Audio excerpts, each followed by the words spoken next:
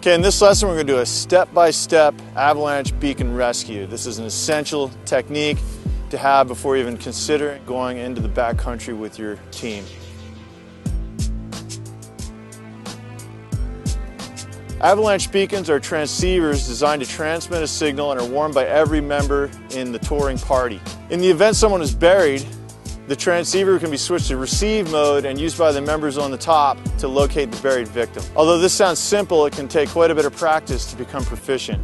Beacons come in analog and digital models. At TGR, we use the Backcountry Access Tracker, which is a digital model, which we've found in our experience works quite effectively. It's quick, it's fast, it's reliable, and it's also very good for somebody in the group who maybe hasn't had time to practice as much as they want to, because the technology gives you a nice, safe, fast, effective rescue. Okay, first thing to remember about an avalanche beacon, every day when you start, I go by the rule of put it on, turn it on, take it off, turn it off. Batteries for these things are cheap, they last a long time, and it's pretty easy to forget and get started out on the trail without turning it on. If you go by the procedure of put it on, take it off, you'll never forget out on the trail. So, on the tracker, just turn it into the green here. Okay, and then next thing I want to do is I want to check my battery strength. Right here, I'm reading 99%.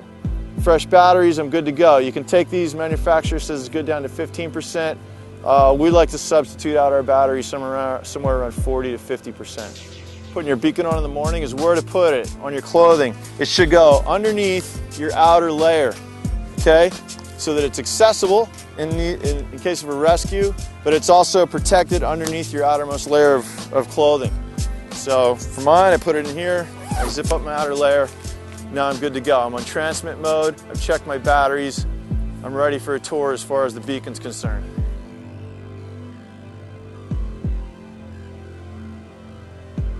Okay, the odds of surviving an avalanche as skiers typically start is only about 60% due to the forces of impact and trauma in the slide.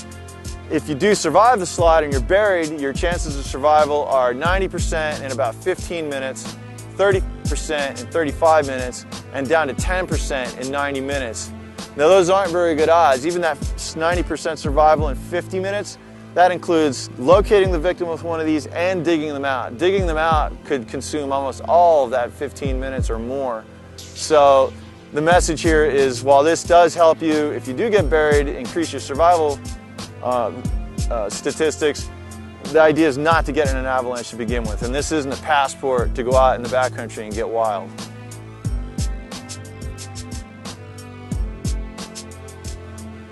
Now, before I get started, I want to just go through a couple of backcountry basics that will enable you to use this effectively if someone is in an avalanche and you do need to perform a rescue. The first thing is, the most basic rule in the backcountry is one at a time. The reason for this is that allows the rest of the party to execute a search if someone is buried. Okay, another important thing to remember is spotters. When you're descending a slope and or climbing and you're going to cross an avalanche slope, you want to have someone or everyone in the group in a safe position where they can spot and watch that slope, so if something does go wrong, they can see the victim as long as possible while he's in the slide. What we're looking for here is the last seen point. This is an important thing to remember, because if you get a last seen point, it allows you to effectively eliminate a lot of area that you might otherwise have to search. It's also important that when riders finish their run and or traverse of a slope, that they also go to a safe spot where they can look for the other members in the crew as they descend and or traverse the slope. Let's assume worst case scenario, somebody in your party is buried. What are you going to do? You're not going to just jump right in there right away. You want to figure out if it's safe. A lot of times avalanche paths converge into the bottom of a bowl. Do you want to send the whole party in if there's a hazard from other paths going into the same deposition area?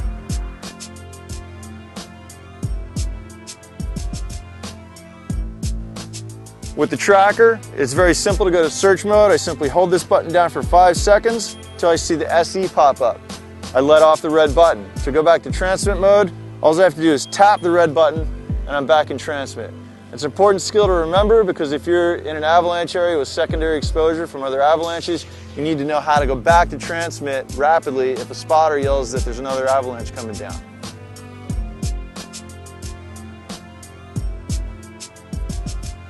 Okay, for this exercise, we're going to do a step-by-step review of a single burial rescue procedure.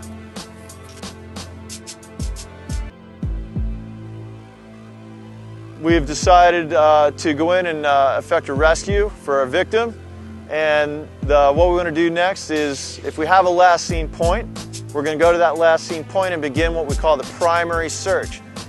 This is the part of the search where we don't have a signal yet. We're trying to do a pattern that gets us to where we do have a signal, and our beacon can hone us in on where the victim is buried. Now, if we don't have a last seen point, this search pattern is going to begin at the top of the debris pile. One exception to that is if there are trees in the track. You're going to need to put your beacon on at the top at your spotting position and search all those islands of trees on the way down to make sure he's not snagged on any of the trees. Now I'm at my last seen point. Let's talk real quick again about range on this thing.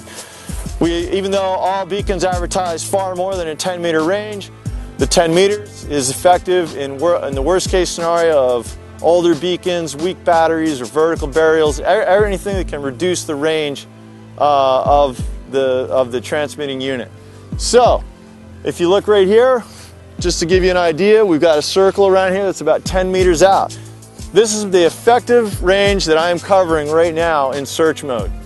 Okay, during this primary phase, we're trying to acquire a signal. It's important not to keep your beacon static. What you want to do is constantly reorient the beacon until you do pick up a signal. You'll pick it up a lot faster if you continue to reorient while you're searching. Okay, so now given this, what I'm going to do, my 10-meter range, I'm going to start to work a pattern down this debris pile until I get my signal. Once again, we're in the primary search phase, and I'm trying to acquire a signal. So, I'm at my last seen point.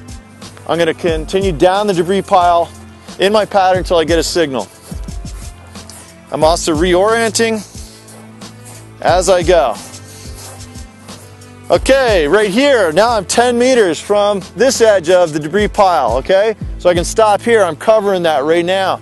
Now I'm going to move down the debris pile, once again staying 10 meters from that edge, and I'm going to go until I'm 20 meters from my last traverse.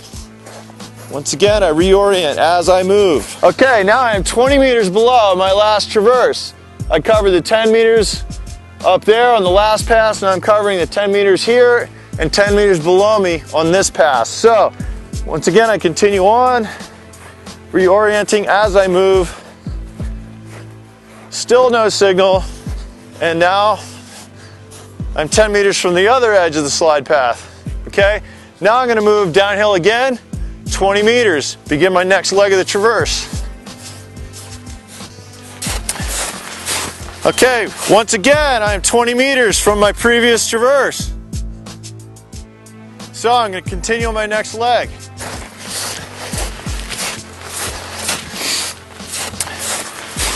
Continue along, reorienting until I get a signal. Okay, I just got a signal.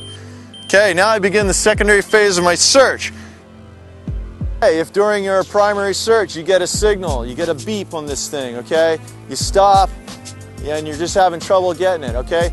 Don't stand there for more than 5 or 10 seconds trying to figure that out. Continue along on your primary search pattern. You'll get a better, stronger signal on the next traverse.